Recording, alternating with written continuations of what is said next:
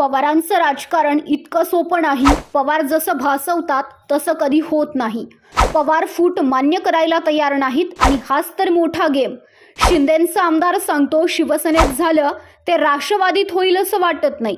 पवार 2 तीरांहून एका तीरावर येणार. विषय फक्त योग्य संधीचा.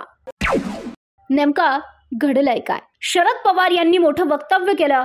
राष्ट्रवादीमध्ये कुठलीही फूट पडलेली नाही.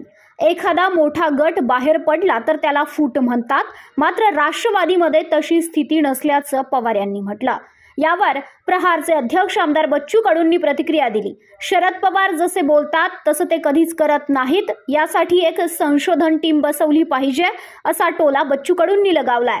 बच्चू कडू यांनी शरद पवारांच्या वक्तव्याचा जोरदार समाचार घेत शरद पवार जसे बोलतात तसे कधी करत नाहीत असं म्हटलंय. यासाठी एक संशोधन टीम बसवली पाहिजे. हा मोठा गेम आहे. शिवसेनेमध्ये जे झालं ते राष्ट्रवादीत होईल असं वाटत नाही. काही पर्याय दोघांनी ठेवले असतील. आघाडीमध्ये राहून पवार आणि युतीत राहून अजित पवार लढतील आणि नंतर ते दोघे एकत्र येतील असा राष्ट्रवादीचा प्लॅन असू शकतो असं सुद्धा बच्चू कडूंनी म्हटलंय. आता बच्चू कडू नेमकं काय म्हणतात तर शरद पवारांचं वक्तव्य काय होतं? राष्ट्रवादीमध्ये कुठलीही फूट पडलेली नाही. जर पक्षातील एक मोठा गट बाहेर पडला तर फूट म्हणता येते. मात्र राष्ट्रवादीमध्ये तशी स्थिती नाही. फक्त पक्षातील काही लोकांनी वेगळी भूमिका घेतली आहे. त्यामुळे त्याला पक्षामध्ये फूट पडली असं म्हणता येणार नाही. प्रत्येकाला भूमिका घेण्याचा अधिकार असतो आणि ही लोकशाही आहे असं शरद पवार यांनी म्हटलं.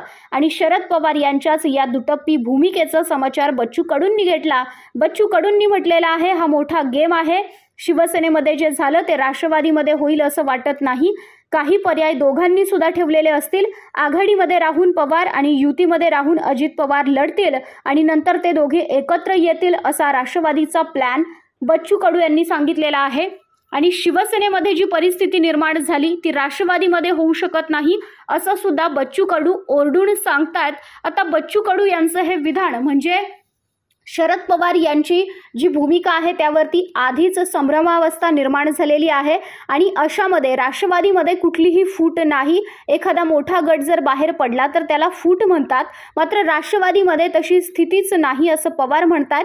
त्यामुळेच जोवर शरद पवार हे राष्ट्रवादीमध्ये फूट आहे असं मान्य करत नाहीत तोपर्यंत ही जी खेळी आहे ती अशीच चालू राहणार. आणि शरद पवार जी भूमिका घेतात किंवा ते जे बोलतात तसं कधी घडत नाही. आणि हे महाराष्ट्राला, महाराष्ट्रातील जनतेला आणि राजकारण्यांना सुद्धा माहीत आहे. शरद पवार यांच्या ज्या भूमिका आहेत त्या वारंवार बदललेल्या आहेत. अगदी आत्ता जे वक्तव्य केलेलं असेल तर त्या वक्तव्यावरती सुद्धा शरद पवार हे पुन्हा माघारी फिरतात. अगदी त्याचाच अनुभव काल सुद्धा सर्व जनतेने आणि सर्व राजकारण्यांनी सुद्धा पाहिला. आधी शरद पवार यांनी वक्तव्य केलं अजित पवार आमचे नेते आहेत. आणि त्यानंतर अवघ्या 4 तासांमध्ये शरद पवारांनी आपली भूमिका बदलली. शरद पवारांनी यू टर्न घेतला. पवारांनी म्हटलं मी असं बोललोच नाही, अजित पवार आमचे नेते असं मी म्हटलोच नाही. आणि असा यू टर्न घेत शरद पवारांनी आपण जे बोललो त्या वक्तव्याचं पूर्णपणे खंडन केलं. त्यामुळेच शरद पवार यांच्या ज्या बदलत्या भूमिका आहेत त्या उभा महाराष्ट्र वारंवार बघतो आहे. सुप्रिया सुळे यांनी सुद्धा त्यांच्या वक्तव्याची पाठराखण केली. इतकंच काय तर शरद पवारांनी म्हटलं सुप्रिया तसं बोलू शकते मी नव्हे असं म्हणत त्यांनी सारवासारव सुद्धा केली. तसंच अजित पवारांना पुन्हा संधी नाही. तसंच कायमचे दोर सुद्धा कापून टाकलेले आहेत. शपथविधीच्या वेळेस एक संधी दिली होती. आता पुन्हा संधी नाही. संधी द्यायची असते, पुन्हा मागायची नसते असं सुद्धा शरद पवार यांनी स्पष्ट केलं. आणि याच सगळ्या शरद पवार यांच्या ज्या भूमिका आहेत त्या भूमिकांवरतीच बच्चू कडू यांनी अगदी स्पष्ट शब्दांमध्ये म्हटलेलं आहे की शरद पवार यांची जी भूमिका आहे ती दुटप्पी भूमिका आहे. शरद पवार जसं बोलतात तसं कधी करत नाहीत. त्यामुळेच पवारांचं राजकारण हे इतकं सोपं नाही आहे.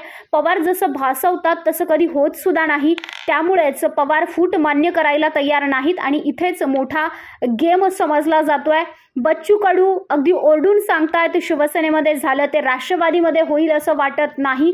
दोघेही सध्या वेगवेगळी भूमिका घेऊन आहेत. मात्र काही काळानंतर ते दोघे सुद्धा एकत्र येतील असा विश्वास सुद्धा बच्चू कडू यांना वाटतो आहे.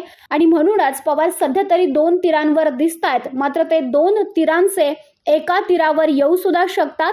विषय फक्त योग्य संधीचा असू शकतो. काय वाटतंय तुमचं मत कमेंट करा. हा व्हिडिओ जास्तीत जास्त लोकांपर्यंत जरूर शेअर करा.